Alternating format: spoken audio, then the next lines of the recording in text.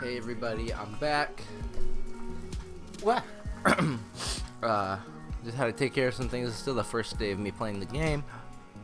I have a little bit of Skittles left, and I now have some soda, like I said I would earlier. So, all right.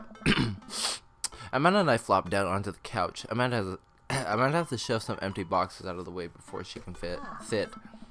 Too bad we're not. Too bad we're gonna. Oh my god, I can't read. Too bad we're gonna be putting my stuff right back into these boxes in a few months. We're leaving? No, don't say that. Oh, Dad, it's gonna be okay. I'll be fine. Oh, college. I know. Just, you're my little girl. It's gonna be weird not having you around. I'll come visit and I'll text you every day and I'll take lots of pictures. I mean, obviously I'm a photography major. You promise? Of course. Are you gonna be okay on your lonesome? Oh, come on. I'll be fine. Get a dog or something. A dog? Forget art school. I'll stay for the dog. Is that what it's gonna take? Medium-sized dog, handkerchief around the neck. I get to name it.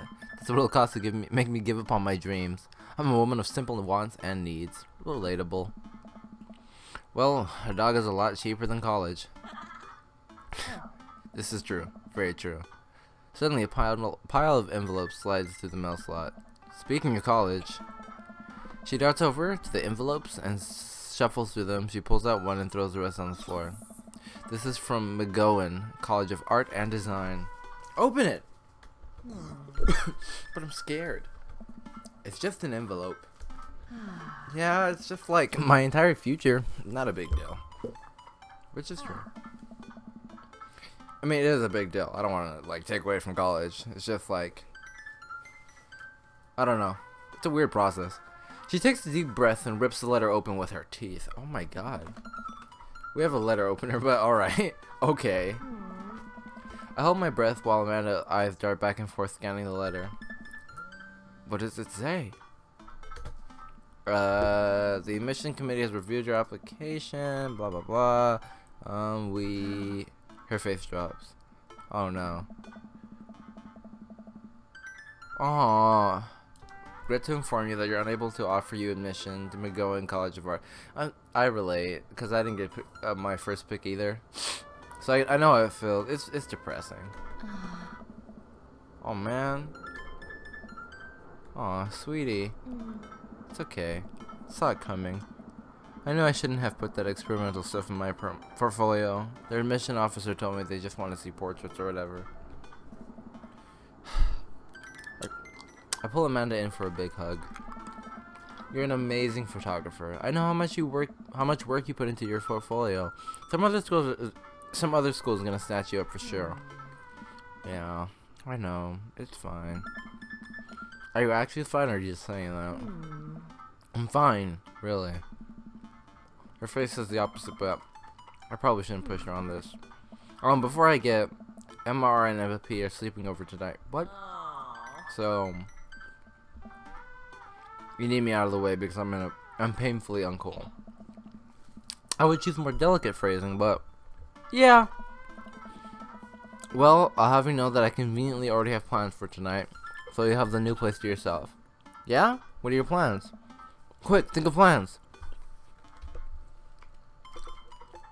I'm secretly the mayor of this town. Amanda, this town needs me.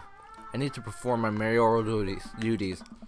I must don my top hat and wear my monocle so that I may preside over my mayor stuff. I think you're thinking from the guy from Monopoly. He was a mayor, right? He was not. Right. I'm just kidding. I'm actually going to go out and watch the game. Nice. Which game? You know, the game. The one that's on tonight. The game. On TV. At somewhere other than here. Okay, cool. While you do that, I'm gonna go do drugs and commit some light arson with the Emmas. I'm concerned you're hanging out with the wrong crowd. Amanda shrugs.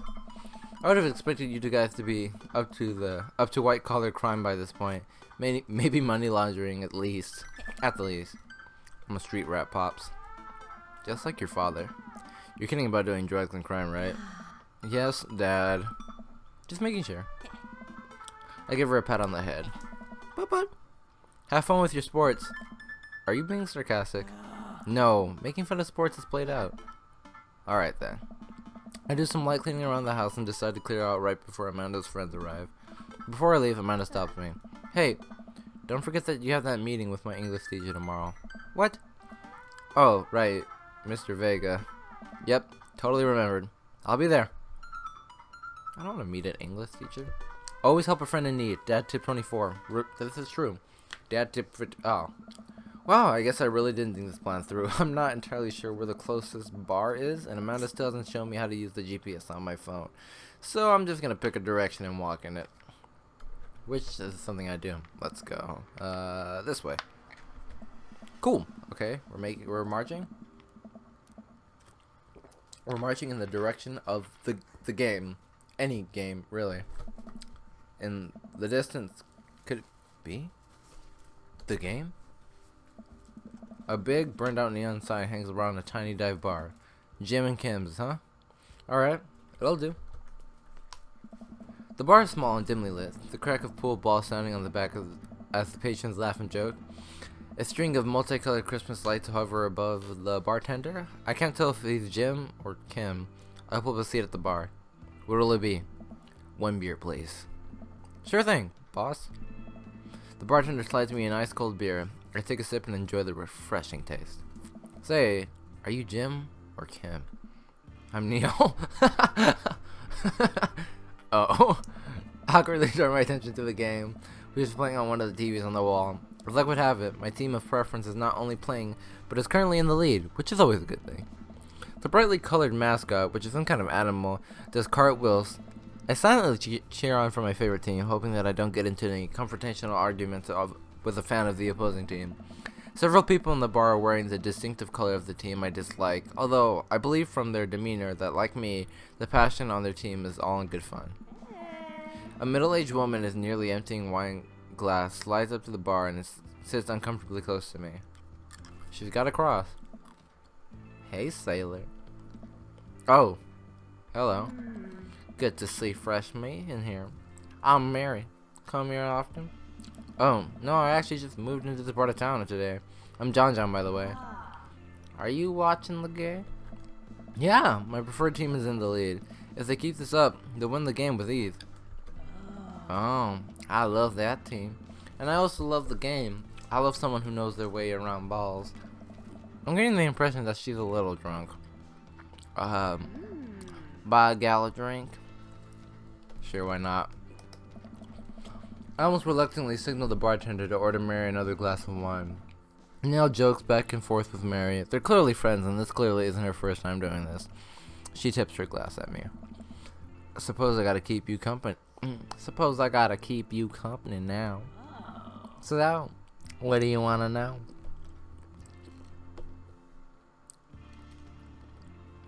Now that's about the latest gossip. I don't want to peer into her life. I'm not. That's invasive. You came to the right broad. I'm an observer. I watch people. I see everything. Know everyone. Nothing gets past me. So what? I thought you were gonna... I forgot what we were talking about. About the gossip? You said nothing gets past you? Oh, right. I'm a steel trap. Confidential to a fault. So, what else can you tell me about this part of town? It's quiet, that's for sure. If you want an idyllic little life with white picket fences, this is the place to do it. But every town has a secret, you know. She takes a sip of her drink. That was a little too ominous for my taste. She leans closer. Would you like to learn some of my secrets? Oh boy. Maybe some other time. Suit yourself, sailor. Mary saunters off, setting her sights on the newest bar patron to enter. I happily watch the game over another beer. The game has gotten close in terms of points, a little too close than what I'm comfortable with. After a particularly skilled player scores a number of points, For the other team, putting them in the lead, I hear an affirmative grunt from another man at the bar. Go team. It's the brooding man from the coffee shop. He sits alone, sipping whiskey and watching the game as well. Enjoying the game? I am now that we're winning. Oh, we must be rooting for different teams. I feel like I've given every person so far like a white, like Western-esque voice or some kind of like variation of white. In my opinion, my team is far superior. I have to disagree with that. Based upon our win-loss record, I'd say that my team is superior. That's where you're wrong. Since as it stands right now, my team's beating yours. This conversation ends there and we both go back to silently rooting for our respective teams. The game is close, with both sides playing their hardest to win, but in the end, my team prevails. Quiet cheers ripple throughout the bar. I raise a respectful glass at the man drinking whiskey. He raises his in response. An unspoken truce is formed between us based on mutual love for the game. He mentions to the bartender, who pours 2 glasses of whiskey. The man slides one over to me. The name's Robert. Thanks. I'm John. You must be new here. Mary already hit on you. Yep. She's a peach. Well, you picked the best bar in town. As slimy as it is, you'll never find a better spot than Jim and Kim's. Is there actually a Jim or Kim that runs this place? No. That'd be Neil. Neil waves from across the bar. Good guy, Neil. Not enough Neils in this world. Oh. Okay. You a whiskey fella or a beer fella? Beer, but I'll drink most things. You like shots? Shots fired. I like them, they're alright. Thank you. Robert nods to Neil, who serves up 2 shots of whiskey. He hands one to me. Here's to your health. We take the shots. The whiskey burns going down, but I try my hardest to look tough. Wait. I think this is what making friends is. Wait, I'm dumb. I think this is what making friends is. Okay, John, this guy's out to be my friend, out of my friend league. This guy's out of my friend league, but I think if I play my cards right, we'll be pals in no time. It's handed. You have a cool leather jacket. I like your jacket. Thanks. You've been in my family for a long time. Passed down from firstborn to firstborn. Cursed, some would say. Man, this guy's mysterious. Cool. I think that's Dan. Anyway, way cooler than I am. Way cooler than I am, at least. Gotta get my shit together. Robert signals the bartender for another round. What are you doing here? What are you doing here tonight? My daughter kicked me out of my house. I'm an honest guy. Not like forever. She was having a sleepover with her friends. Family type, huh? Single dad. He gets up.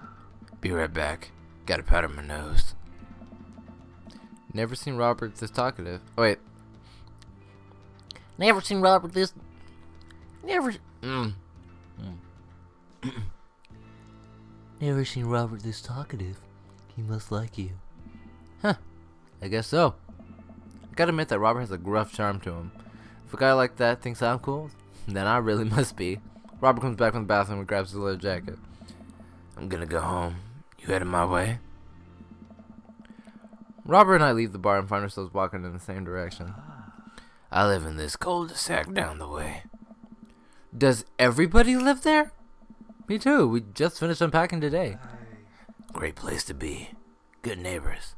Well, some of them. Who's that? We get to Robert's house, which is just a few houses away from mine. We stop and he turns to me. I don't guess and tell, John. So are we doing this, or what? What? You know, do you want to come inside, or not? A wave of realization rushes over me. I blush. I'm good, actually. I'm good. Better call it a night.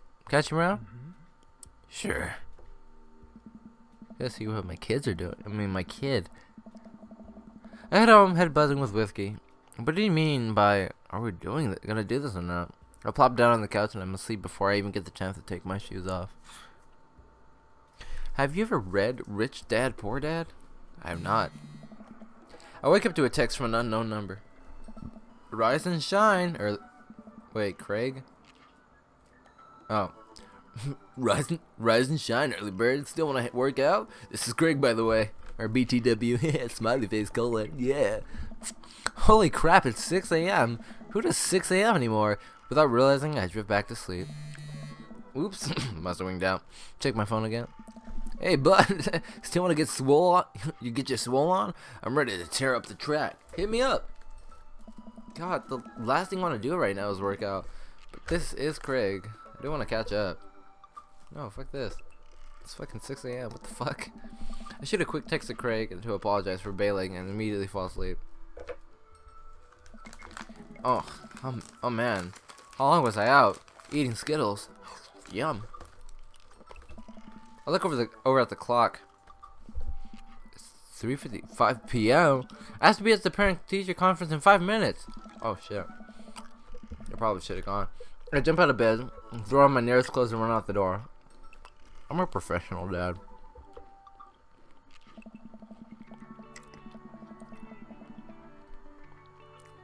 This looks exactly like the hallway from Spider-Man. No lie. I arrive at Amanda's school and check out the front desk. They give me a bright orange visitor sticker and send me on my way. I felt pretty haggard after not brushing my teeth or showering, but hopefully nobody will notice. I check my watch and relieved to see I'm only 2 minutes late. How close is this school? What the fuck? Wait, was it room 103 or 108? It's about a youth. Shouting at his locker and approaching him for help. Excuse me, do you know where Mr. Vega's classroom is? What the hell? The youth turns around, looks me up and down with heavily lined eyes. Come on, kid, I'm late for a meeting. Mr. Who? Mr. Vega. I don't know. Have you tried the exit? Okay, wise guy, are you gonna help me or not? Fine. Up those stairs to the left. Can't miss them. I head up the stairs and walk around, unable to find Mr. Vega's class anywhere. After a couple minutes of searching, I head back upstairs. The punk youth sent me on a wild goose chase. I get back to where that low rent Gerard Way is standing, fully ready to give him a piece of my mind when suddenly a head pops out of a classroom next to his locker. Lucian, don't you have a third period to get to? Fine, Mr. Vega. Wow. Now I'm officially 10 minutes late. I glare at him as he walks away. We're not cool. Oh. You must be John. This period's almost over. Would you mind waiting in the back?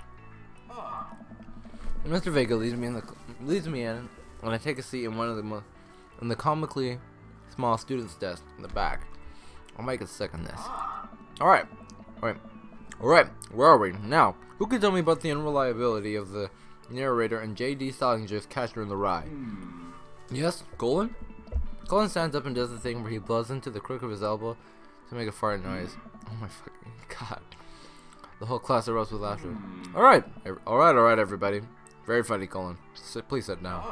Now, Holden Caulfield is an unreliable narrator in the sense that the bell for the end of the period rings. All the students immediately get up and make a break for the door. Remember to do the reading and answer the response questions on page 194 in your textbook. Nobody's listening. Or not, I guess. Mr. Vega turns to me and sighs. Middle schoolers, right? Don't you teach high schoolers? Both, you know. Budget cuts. Right. Thanks so much for coming in. No problem, Mr. Vega. Please, call me Hugo.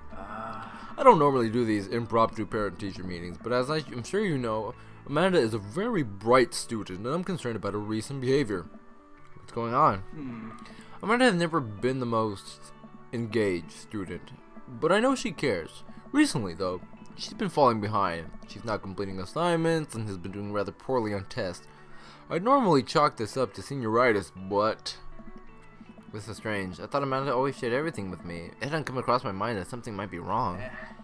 I just wanted to ask, is everything okay at home? I mean, we just moved recently, but it was only to the other side of town, and Amanda was more excited about it than I was. See if you can talk to her about it.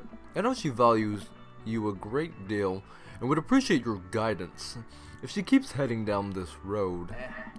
I know how important art school is to her, and I would hate to see her miss out on a scholarship money that she clearly deserves. I'll make sure to talk to Amanda. Thanks for letting me know, Hugo. Anytime. On my way out, I stopped thinking for a moment. I turned to Hugo. Hey, Hugo. Yes? They ever catch that rye? Yes. Catch it. Okay. I leave the classroom and make my way out of the school. I'm still a little bit in shock that Amanda was able to hide this so well from me. She's always been such a force of positivity in my life, especially after we lost her father. When was that? I want to know. I'm curious.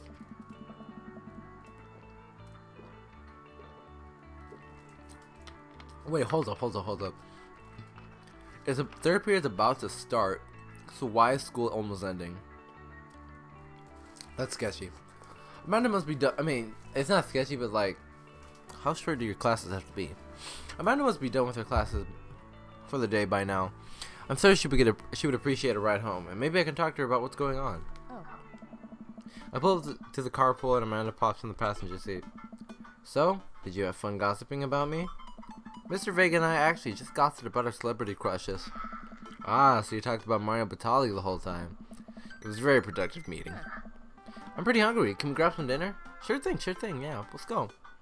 Let's go to the mall. Food court. Does that sound to you? Good to you? Yeah, sure. Why the mall? Jeez. Can't a dad take his daughter to the mall? Will you buy me things? I will buy you a thing. Singular. Sounds like a deal to me. We drive in silence for a short while. Amanda plays a game on her phone. I should say something. You know, sometimes when a kid gets older, they find that they have to keep things hidden from their parents. And that's okay, because sometimes that's what kids do. And that's okay.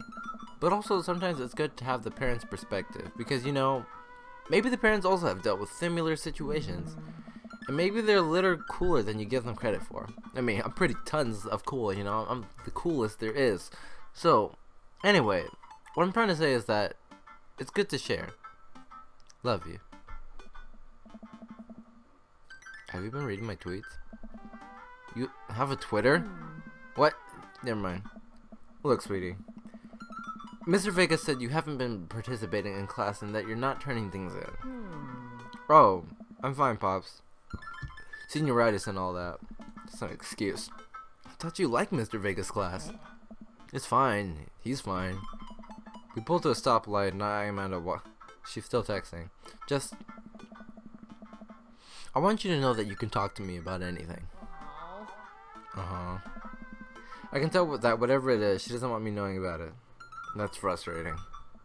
I heard Emma R is going to that fancy school in California. That's exciting. Yep. Are you bummed that you guys are going to the same school? Yep. Amanda keeps texting. She stifles a laugh. What's so funny? It's a... I don't think you get it. Okay. Who are you texting? Noah. Who's Noah? My friend. Does he go to your school? Yeah. Do you like Noah? What? Look at my boy playing Dream Daddy in the corner. Shout out. Shout out to Director Spy Daniel. No. Dad? I can't believe you would... Dad! I mean, jeez. Why would you... Ugh.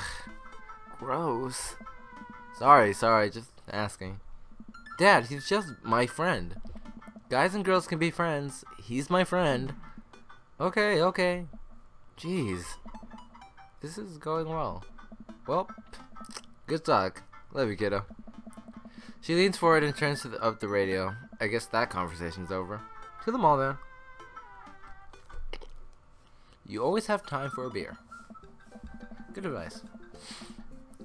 We arrive at the mall, a big indoor shopping center with a couple of different floors. It's kind of dead, but that doesn't stop the mall security guard from yelling at a group of loitering teens.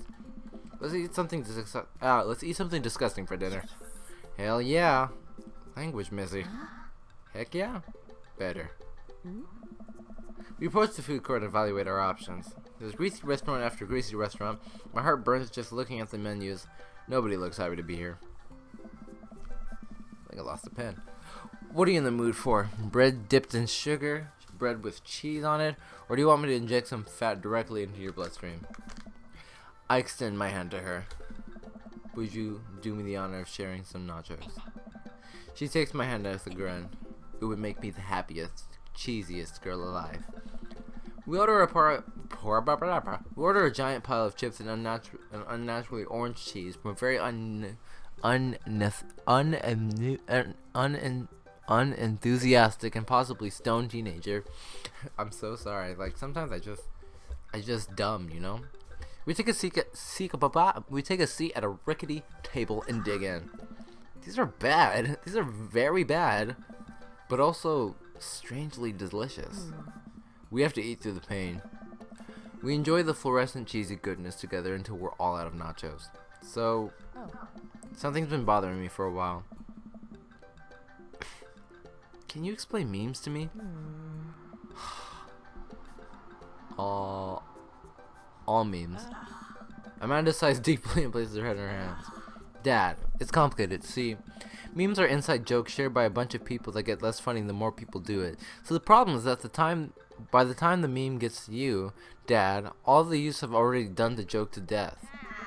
And what's worse than that is that movies and TVs and video games will try to jump in on the meme train, but just based on how long it takes them to make them, the meme will be long dead by the time the movie comes out. So it just dates it and it isn't funny. Oh shit, what up? I'm done. I'm done. I'm destroyed. He did not. Dad, please. Anyway, changing the subject. Where to now? Wanna go to the goth store? What? You know, the one that's all black and tries to establish itself as an anti-establishment despite being an exact representation of the establishment? I don't know what story you're talking about. You know, the one where you can buy chain wallets and it basically assaulting the people who fought so hard against in the punk and hardcore movements of the 70s and the 90s? Dude, you gotta be more specific. The one you threw up in that one time. Oh, that one. Oh wow, can't believe we made it to Hot Topic. Amanda runs into the store with me trailing behind her. She makes a beeline for the back. There it is, you can still see the outline kind of. That's fucking disgusting. I'm so proud. Speech! Amanda. Speech. Alright, I'll do it if you stop chanting. Amanda stops immediately. I clear my throat. Thank you all for joining us here today to commemorate an historic moment that would forever shape history. On a day very much like today, some 5 years ago, our very own Amanda Ann Binks had too much blue raspberry slushy on an outing to the mall. After begging her father to take her to Dead Goth and Beyond to buy rainbow suspenders, she proceeded to throw up all over a display of My Chemical Romance merchandise. Her loving father then had to pay for said merchandise, which to this day remains among our possessions. Thank you. Amanda is moved. She begins clapping, slow at first, then faster and more vigorously. Several other patrons turn their heads. One of them almost starts clapping. I bow my head. Oh hey, chain wallets! While Amanda busies herself looking at band t-shirts, I try to find something of interest to myself. Not much for a dad to look at in Dead Goth and Beyond, which is a very clever store name. Pursue ironic mugs. I'm suddenly stricken by existential fear. If there's only one number one dad, then why are there so many mugs here to say that? The whole time I thought I was the only one. If I'm not number one, where do I place on the global dad ranking charts? I have work to do. Look, this is very important to me. Oh my god. I overhear a stifled argument over at the cash register. An older gentleman is carrying a garment and showing it to a bored-looking cashier with pink hair. I can see that. Don't know what to tell you, dude. I just work here. Listen, when I bought this online, the website said this blouse was Victorian inspired. However, when I received it, it clearly held the trademark of Edwardian dressage. I'm sorry about the voice. You want a coupon? I can give you a coupon. Will you leave if I give you a coupon? If there a manager, is there? I want to drink your blood. Is there a manager present? People have to know that people have to know what they're buying. It's hard. I am the manager. I see. Well, it would seem that I have outstayed my welcome. Good day, shopkeep. Your superiors will receive a strongly worded letter by post. Whatever, dude. The man rolls around and storms out, his literal coattails trailing behind him. I can't tell if they're Victorian-inspired or Edwardian in nature. Amanda trots up to me with a t-shirt on her t-shirt in her hand. Oh boy, here it comes. Hey, Dad Sean 5000. Yes, I'll buy it for you. Wow, that was easy. Thanks. At least it's the only one this time. Amanda plops the shirt on the counter and grins at the cashier. I love your hair. The cashier says nothing and rings Amanda up, radiating hatred. I hand her a 20. So what was that guy's deal? The cashier rolls his eyes so hard I'm worried he'll pull something. That's Damien. He's in there all the time. He's obsessed with Victorian fashion or whatever. She hands Amanda her bag and it's clear the conversation is over. We make our way out of the store and head home to get some rest. Amanda and I sit on the couch trying to find something to watch over her bowls. Her bowels. I'm so done with myself. Oh my god. Okay. To find something to watch over bowls of ice cream. Oh, cool. Long Haul Paranormal Ice Road Ghost Truckers is on. What the fuck is wrong with me? Your favorite, right? Oh, hell yes. They have to make it to the Canadian tundra before the ice road melts, but they're hunting ghosts. They're hunting ghosts. Okay, that plotline, it's pretty intense. Oh. Also, the trucks are haunted. This is an episode I've already seen, but it's one of the best. Callum and Flint Dogbone, the twin brother truck driving ghost hunting duo, find themselves in the greatest peril yet. Oh no! Wait. Oh no, the ghost done got over. Like, wait, oh, they're just white. Oh no, the ghost done got control of the truck. I can't steer on them there damn ice roads. Let me use this EVP meter to try and communicate with the spirits. Flint, we're about to die. Almost got it. If you listen carefully, it sounds like they're saying you're going to die. That's because we're about to die, you. This is art. The episode ends and Amanda excuses herself to go and start arguments on the internet. I'm so sorry about the dings and the popping. Actually, I don't really know if you can hear them. I hope not. But yeah. The episode ends and Amanda excuses herself to go start arguments on the internet. I stay up a little longer, curious about the exploits of Callum and Flint Dogbone after the disastrous ice road incident. After, I crawl into bed and get a good night's sleep. Whew. Look at these dad tips. Very. Oh my god, they keep buzzing. Alright, just give me 1 minute. Okay. Alright, notifications on my diffuse. Morning, sleepyhead. 5 more minutes. You have never let me have 5 more minutes, so get up. Fine. We have cereal for breakfast and spend the morning putting together furniture. Amanda is much better at interpreting the tiny manuals. We're able to put together a few shelves and 1 desk, but I'm pretty sure this was supposed to be a bookcase. So, you excited for the cookout today? To beef up my grilling skills. Here you go. We'll see if I'll see this as a learning opportunity. If I can snake some hot grill tips, I think we can consider it a success. Don't you want to meet some of the people in the neighborhood? I'll probably end up standing uncomfortably in the corner with a plate of food and hope that nobody talks to me. Dad, you're a beautiful work in progress. We will get that butterfly to emerge from the cocoon. The social butterfly. Well, we better start getting ready. We definitely don't want to be late. What? No, we have to be fashionably late. Who shuts up to a cookout on time? You know what? We're gonna be early, just because you said that. I head out the door and Amanda reluctantly follows. We walk across the street to Joseph's house with a store-bought veggie plate. I'm a terrible cook if it doesn't involve a grill.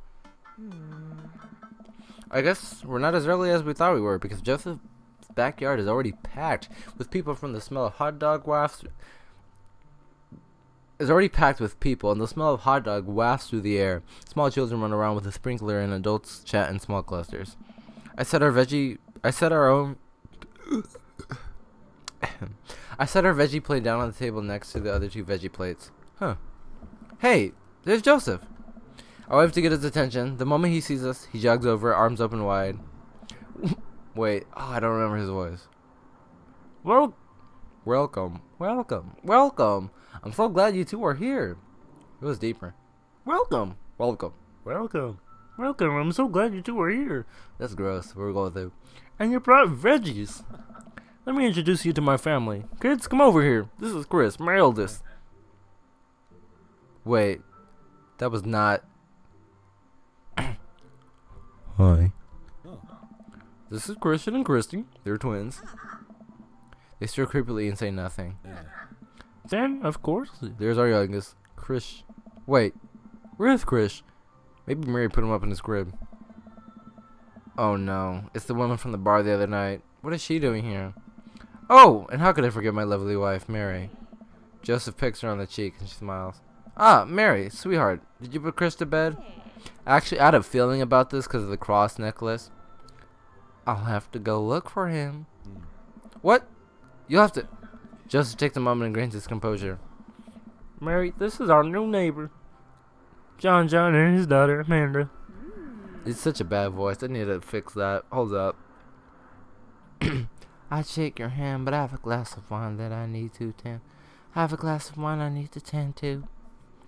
I love her. Nice to meet you, Mary, for the first time. Charmed. Well, I have to go over there now. She's so pretty. Mary leaves. Oh god, this is so awkward. I wonder if Joseph knows. I wonder if Mary knows that Joseph knows. I wonder if Joseph knows that Mary knows that I know. It takes all of my energy not to run away from the barbecue and start fresh in a new city. My wife has a wonderful sense of humor. Please, you do enjoy the barbecue. All the guys are excited to meet you. Wow, I think I've actually met everyone else. Oh, great! I bet you're excited to get to know everyone better. Hope you both enjoy yourselves. I don't know how to make his voice. I'm sorry. I'll find something. I swear. Amanda and I mill around and try some of the foods put on the table. I pick some deviled eggs. Amanda grabs a small paper plate and immediately begins piling in with baked goods. Ugh, I don't have to make friends. Relatable. Come on, Dad. Who are you gonna party with when I go off to school? But I don't want to have to do pleasantries. Dad. But they're gonna talk about the weather. Go do it. Make a friend. How could I possibly abandon my only child at a social function? That's bad parenting. This plate of cookies is my new dad. Bye. Wow! Amanda shoves me into the center of the yard. Well, here goes nothing. I look around the party and I'm surprised to see some familiar faces. Isn't that the barista from the Coffee Spoon? Didn't I meet that guy at the bar? Didn't that guy throw a frisbee at my head? Isn't that the guy who was throwing a fit in bed, dead Gotham Beyond? Isn't that Amanda's teacher? Hey, I know Greg. But wait a second. All of these people live in our cul-de-sac? That can't be right. I better investigate. No. Wait. Fuck. I don't remember which one is, okay, Matt. Oh, wait, Matt. Matt and Hugo seem to be enrolled in an intense discussion. Craig looks smiling politely. I walk over and say hello.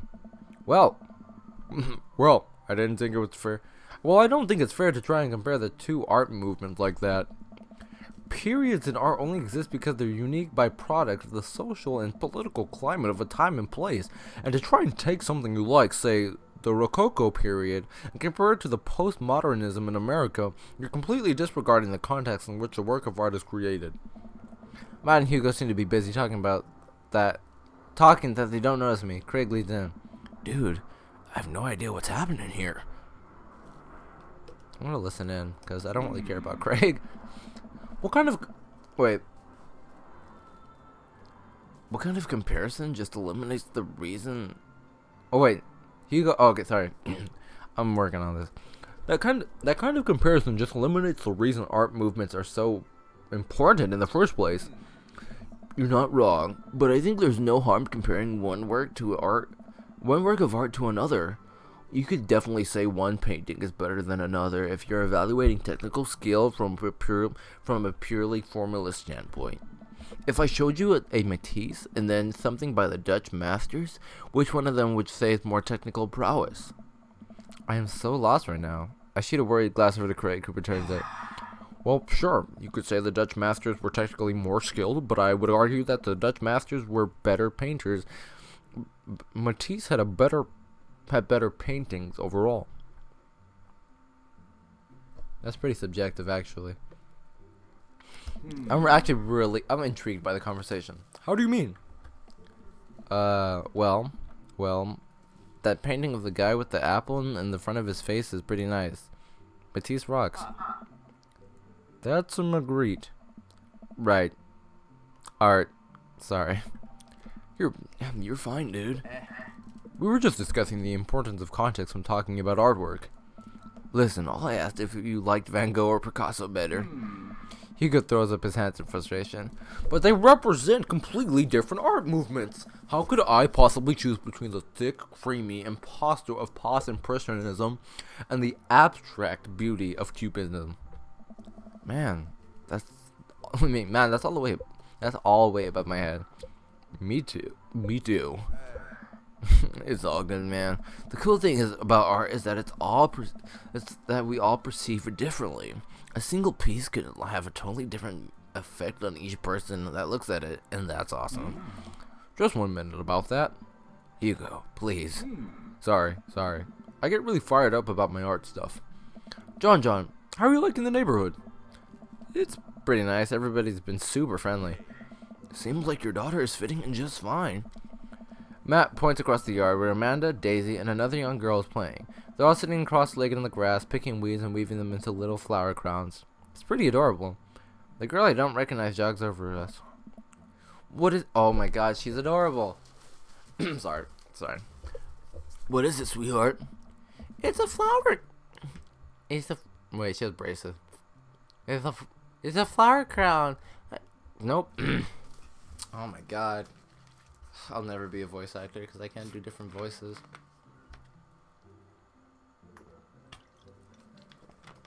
It's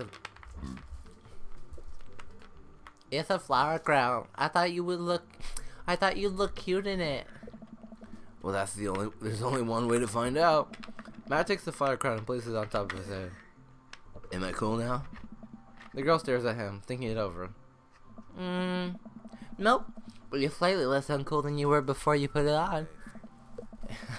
Hey, John. This is my daughter. Hello. I'm Carmencita. Amanda comes over with Daisy in tow. Dad, look, I'm making friends. Are you making friends? You better be making friends. Yeah, actually, Amanda, you remember the cool barista from the coffee shop and my old college friend and, your teacher? Oh, hi, Mr. Vega. I didn't realize we were neighbors. Yes. Yep. You still gonna give me... Oh, my God. Ahem. I hope everything's okay. I just kind of, knocked over my setup a little bit. Whoops. You still gonna give me that overdue term paper? Great seeing you. Amanda finger guns her way out of a conversation like a champ. She learned the finger gun moves from me. I'm very proud. She's definitely a charmer. Speaking of which, where did my son go? Hugo looks around at the party. Oh man, I dropped some Skittles. Hugo looks around at the party. He finally spots him because his eyes go wide. Oh my god. Ernest Hemingway Vega, are you smoking? Ernest is holding a lit cigarette. Nope. I see Ernest across the way. He casually takes a long drag at his cigarette and then flicks it into the gutter. Unbelievable. Excuse me. Hugo marches over to Ernest and I turn my attention to Matt and Craig. Kids, right? Man, I do not envy Hugo. The last barbecue we had, Ernest tried to shove a sparkler down Joseph's pants. Wait, okay. Nearly burned down the half the yard. Oh, the flower crown's so cute on him. I'm shook. I'm shook. On the barbecue we had before that, he actually burned down half the yard. And then it spread onto my lawn and burned down half of my yard too. Wow. I have no words for her. Where are his eyes? Is the real question. Hugo walks back over to us, practically dragging Ernest behind him. Hey everybody, sorry about that. John, this is my son, Ernest. Hello. Ernest looks away, sulking. His hands shoved deep in his pockets. Hugo nudges him impatiently. Hey. Nice to meet you, Ernest.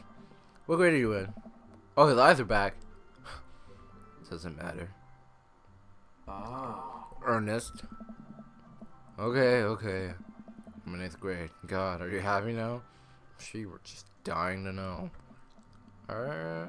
Yeah. Good for you.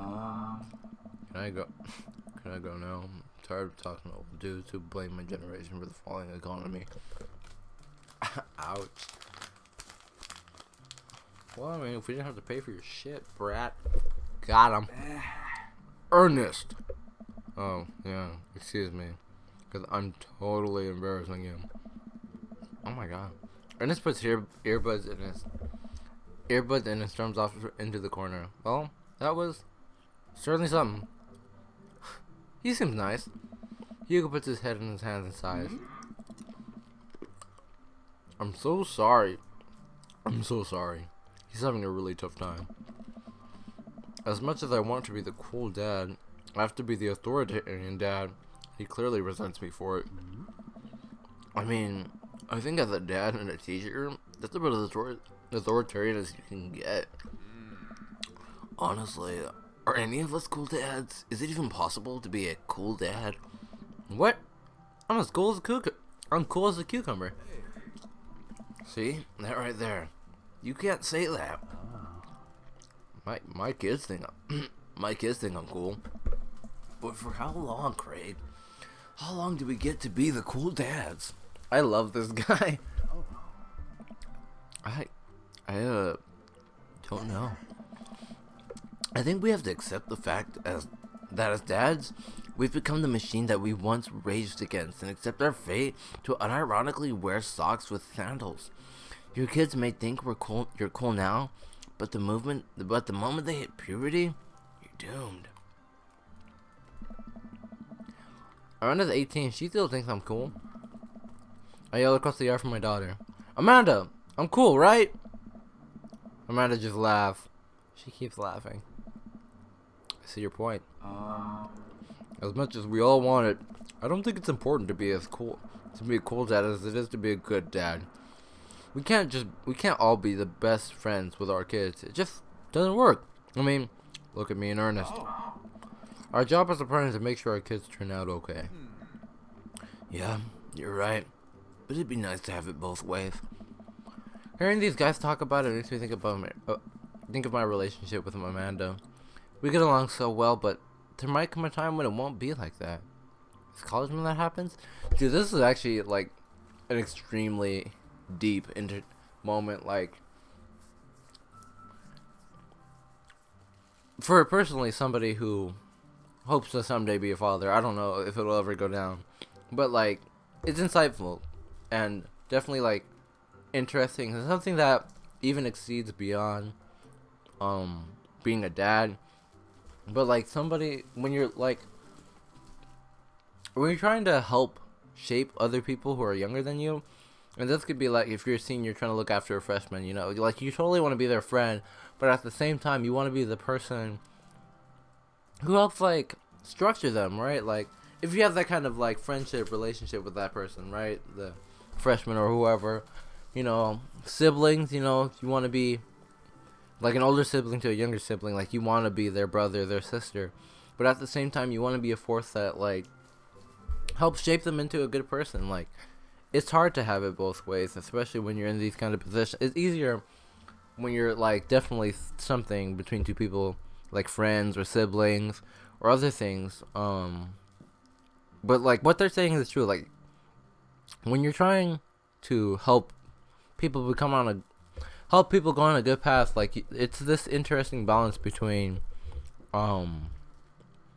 just being a good person, like a good friend, you know, but also being like like that authoritarian, as Hugo was saying. So I appreciate this moment. I don't know why I just decided to tangent on it, but yeah, let's continue, eh? Don't oh my god, don't let us eat up your time, John. Tell me some of the other people around the neighborhood.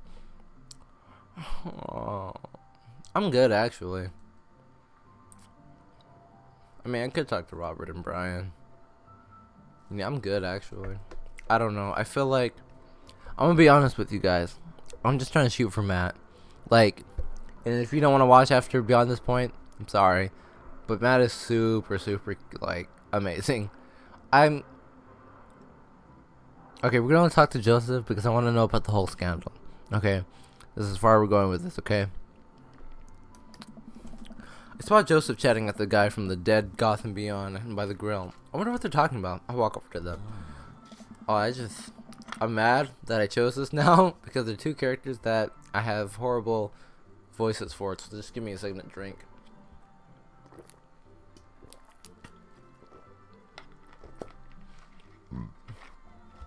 So I'm curious. Oh wait, no, my bad. so I'm curious. You know, for the remainder of this Let's Play, I'm just gonna voice Miss Kermit the Frog.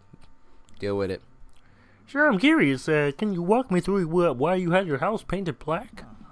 Where do I even begin to start? The house stays warmer in the winter. It provides, and not the. Maybe I'll just make it French.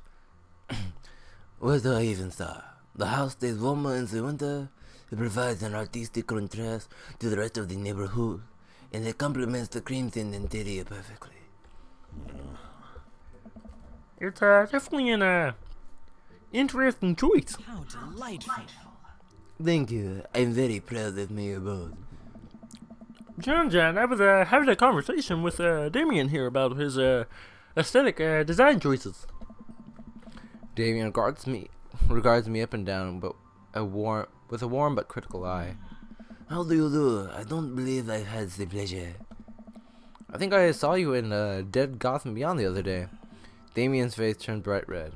I must apologize for my behavior on that day. You see, I take the goth lifestyle very seriously, and to be caught up in a ruse by such a corporation as Dead Gotham Beyond was profoundly frustrating indeed. Also, my French accent? Probably trash. I hope you know that while my anger may have been justified, it was no such way for a gentleman to act. It's okay, man. Do tell me about yourself. Are you new to the area? Yeah, my daughter and I just moved in the other day. She was the one I took to Dead Gotham Beyond. Very good taste on her part. Does she partake in the goth lifestyle? I think for a second. I look over Amanda, who's hanging out with some of the older kids in the neighborhood. Hey, Amanda. I'm done. Hey, Amanda, you consider yourself a goth? Amanda goes back. I wouldn't necessarily try to fall under any specific label, but I guess if I had to choose, I would more describe myself as a twee hipster with some norm-cum leanings. What is happening right now? I just want you to know I'm having some frustrations because my cat's on my lap, and like I'm trying to let's play, and he's all in my grill, but the show must go on. Bats are cool though. Ah, pity. Are you enjoy? Are you enjoying the party so far? Yeah, I hope you guys resent Joseph after watching this. If you do watch this completely. Oh, definitely. Thanks so much for putting this on. It's nice to meet. Why do they keep spelling cul-de-sac that way? It's triggering my ASMJ. And in case you're wondering what that means, nothing, actually. Where everyone is so friendly and welcoming. Amanda walks up to the conversation. I also like The Lost Boys a lot. Really good movie. Does that count as goth? That is good, my dear. I don't believe we had the pleasure of meeting. Damien Bloodmarch at your service. Damien flashes the sentence with a flourish and a bow, producing a single rose and offering it to Amanda. Sam. Amanda blushes and returns the gesture with a curtsy. Why? Do you know how to treat a lady? Hello, Amanda. Wait. Hello, Amanda. Seemingly out of nowhere, Joseph's twin kids appear. And are they speaking in unison? Hey. Won't you come play with us? Come play with us. Forever. Guys, enough with the creepy tin shtick. We've talked about this. Christian and Christy slowly back away. That's a mic, Leo. It's a mic. Oh my god. I might be allergic to cats. I feel like I am.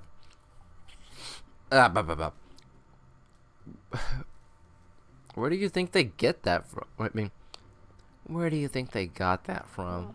I forgot how to do her voice. I love this character, actually. Mary pops in the conversation, wine and ham. I don't know.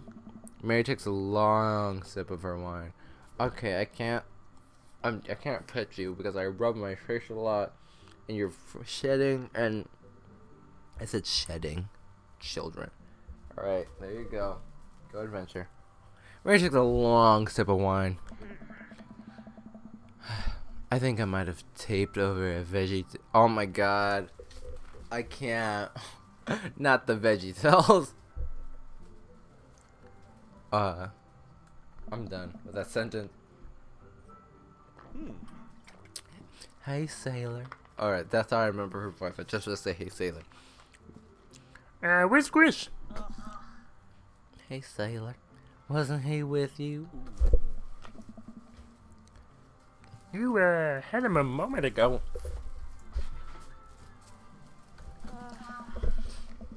He's probably stuffing dirt in his mouth.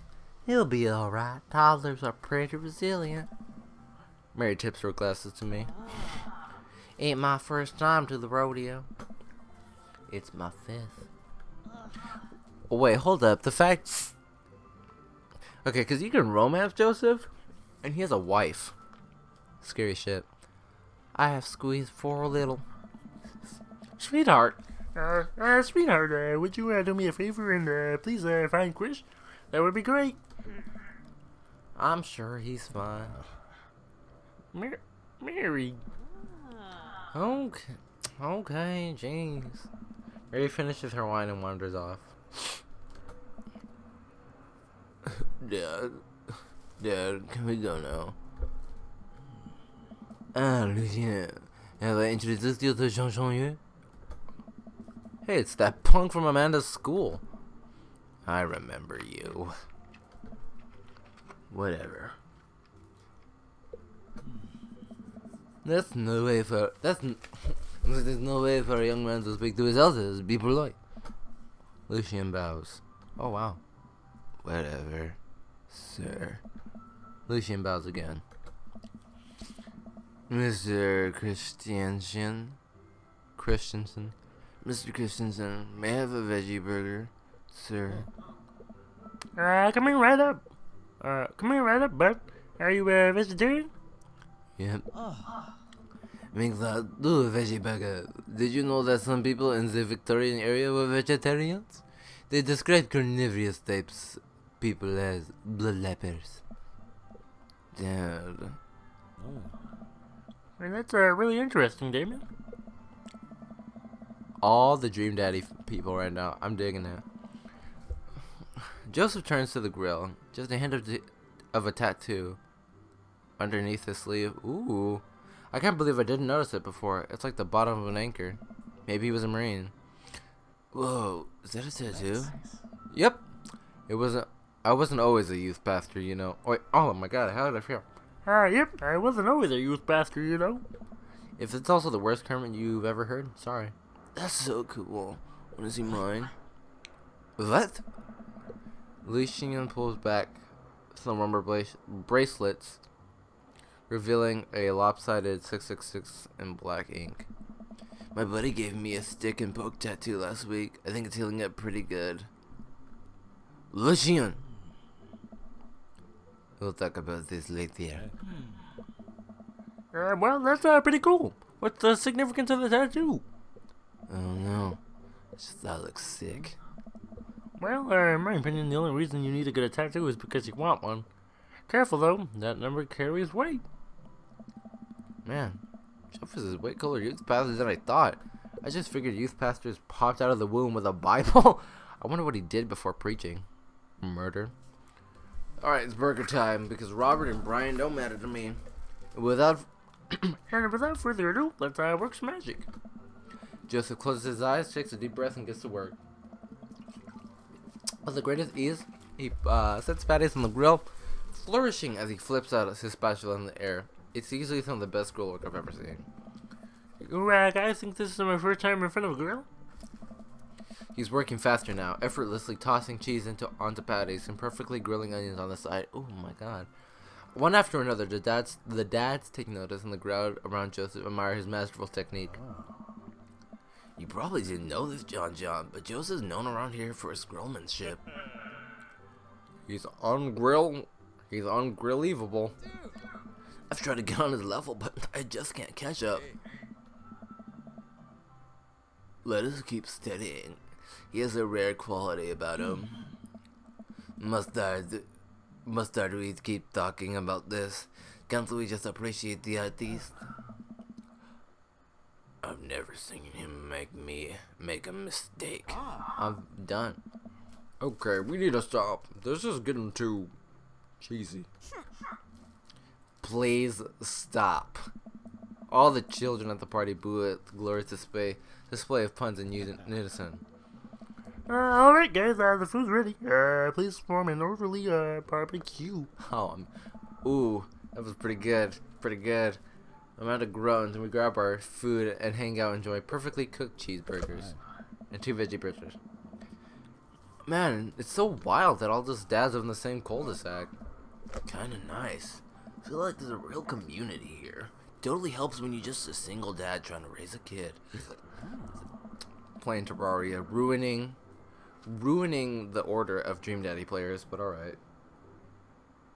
Sorry, my cat was just being dumb. I get distracted a lot when I see him being dumb. Anywhoosies. I forgot it was Craig. We're happy to have you here, man. I think you're gonna like the neighborhood a lot. Plus Amanda seems to be getting along with all of the kids. If she decides to get into babysitting game, she'll really make a killing. Hey, why don't you add us on Dadbook? Dad book? Yeah, it's a great social network for dad to keep in touch with each other. We're all on it, so if you ever need to reach out to anyone, that's the simplest way to do it. Sorry, I'm just an old-fashioned dad. Social media goes over my head sometimes. Don't worry, Pops. I'll help you figure it out. The rest of the barbecue goes smoothly, and we all trade stories and drink beer as our kids play on the lawn. Amanda breaks up a fight between Carmencita and those weird twins. I think they wanted her soul. Oh, I got an achievement. I'm gonna stop here though. Thank you everybody for watching. I'm obviously there's gonna be like episodes in between this stuff. So this is just the end of a session, I guess. So until next time, thank you. I'm John. You know, if you want more, just come back to this channel and stuff. Later.